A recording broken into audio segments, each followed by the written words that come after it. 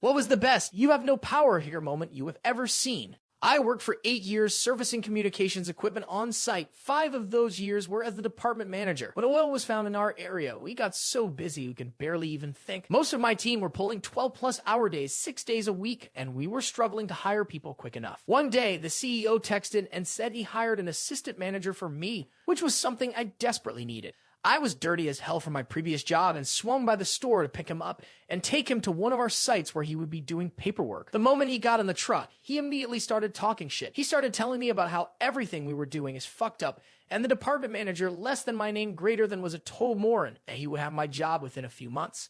I just sat and mostly listened. He obviously didn't know shit about my industry, and every time he would say something wrong, I would try to politely correct him, and he'd either backtrack or insist that I was trained wrong. When we got to the site out in the middle of the VDS-TXS desert, he complained about the layer of dust on everything and ordered me to clean up the entire site. When I sat down at my desk, the guy continued to bitch my ear off about everything that was wrong and chastised me for sitting down at my desk when he told me to clean up the site. So I called for a taxi, filled out a notice of termination, and handed it to him. He looked absolutely shocked. Then he defiantly protested that only less than CEO greater than could fire him.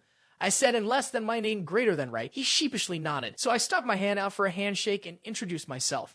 I can teach anyone how to service equipment, but I don't have a clue how to teach someone to not be an asshole. A coworker friend of mine was flying back from a sales conference in Vegas, and he was able to upgrade to a first-class seat. We had this bitch sales VP that was on the same flight. She was the snobby, entitled type with a full-time nanny and giantess mansion in the suburbs, and she generally treated people who worked for her like servants. She sees him in a first-class seat as she's making her way to coach, and asked him how he got that seat. He used points to upgrade. As people are getting settled in, she makes her way back up to the first-class cabin and asks to speak with the lead flight attendant. She tells him that one of her underlings is sitting in first class and that she needs to switch with him since she's higher on the corporate ladder. The guy can't believe what he's hearing, but she won't take no for an answer. Finally, he tells her she has to go back to her seat or she will be escorted from the plane. She made a complete ass of herself in front of the whole first-class cabin. I had a rough childhood with a drug addict father. My mom struggled to make ends meet, and my first job was paying for the mortgage. After several months of working again at my first job, I finally had some money to spend on myself and decided to get a computer and a decent internet connection. At the time, the best internet I could buy as part of a dish combo package. I bought a dish and brought it home to install on the house. During this time, my dad was still living at home with us, but he was hardly there and my parents had all but separated at that point. My dad promptly asked me what I was doing putting a dish on his house. I let him know that I pay the mortgage now and I make the decisions on what we do with the house. I was young, but it was a very empowering moment for me. I've got a similar story. Many years ago, we fired a salesperson. She was a compulsive liar and unethical as hell. She was also living under the delusion that the place would fall apart without her and that we'd be begging her to come back in a couple of weeks. So it didn't sit too well with her when we hired her replacement. His first day on the job, she calls him up to cuss him out for stealing her job. Later that day, she called corporate. I understand their conversation went like this. That bastard's trying to steal my clients.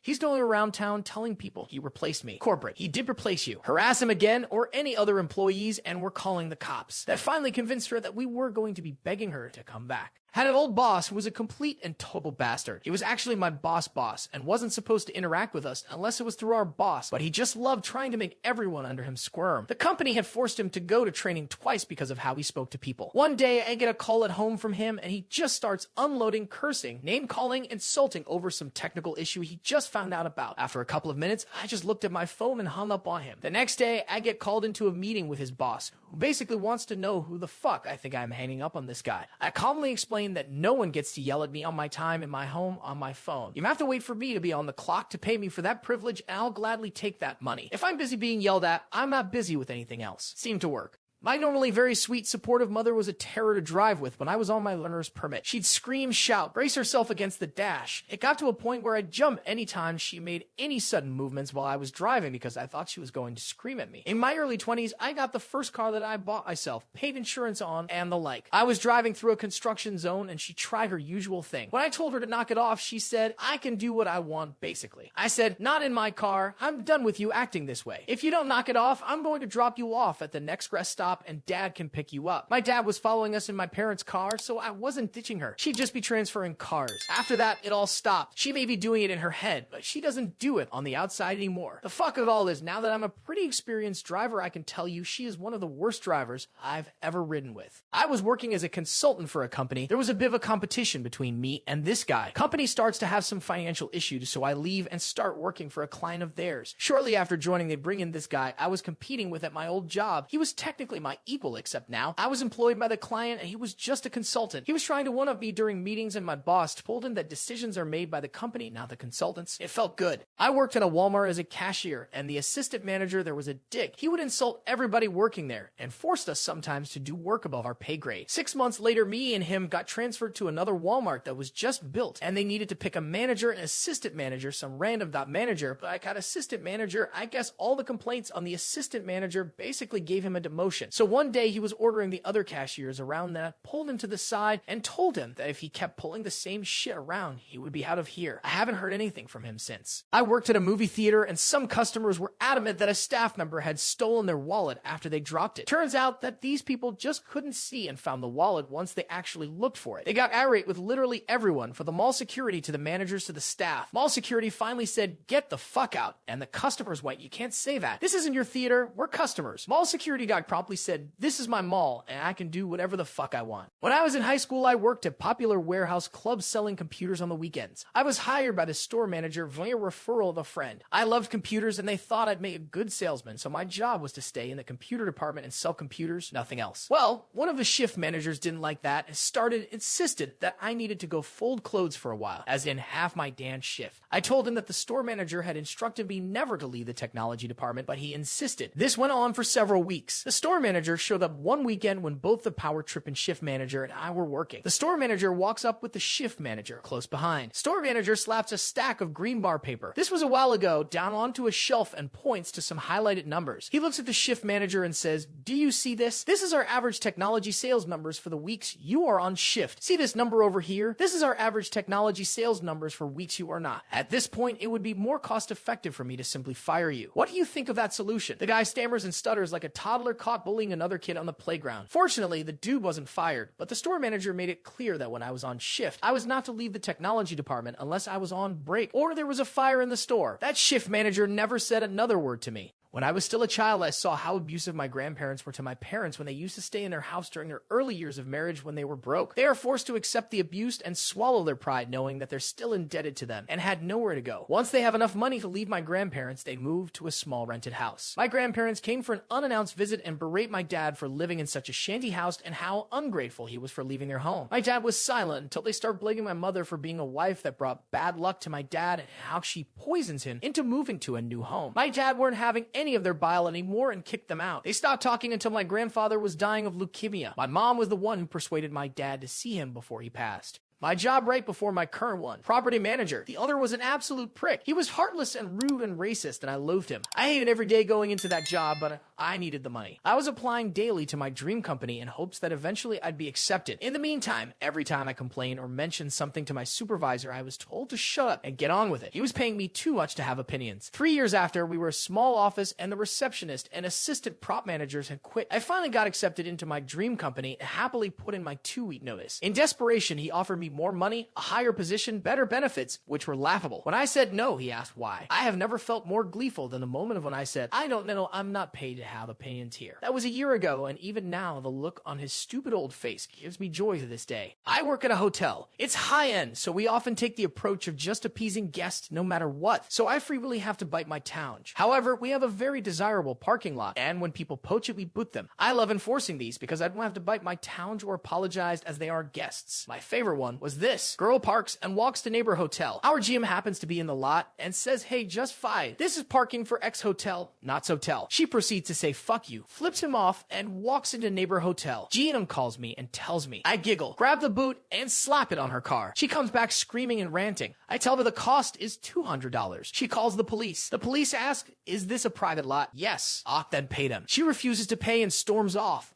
I get a call requesting the manager. I speak with them. It's the girl's mom. She is trying to say, oh, my daughter didn't know. She was for a job interview, yada yada. I let her go on, and when she finally stops making excuses, I tell her that her daughter flipped off the gym, and there is no way the boot is coming off without payment. On top of that, I tell her when she pays, she better not come in swearing or yelling, or the price goes up to $300. She hangs up. The daughter comes back and silently hands me $200 with a look of rage on her face. I've never been so internally geekly before. I worked at a grocery store for 5 years putting up with crazy customers and their awful attitudes. At the end of my tenure, our store was set to be closed, and for the last month, the store was sold to a liquidation company, meaning we were no longer under our parent company's umbrella and were no longer concerned with retained customer loyalty. I got to tell customers no and respond with every bit of sarcasm and disdain to every Karen I encountered for 1 month until the store officially closed.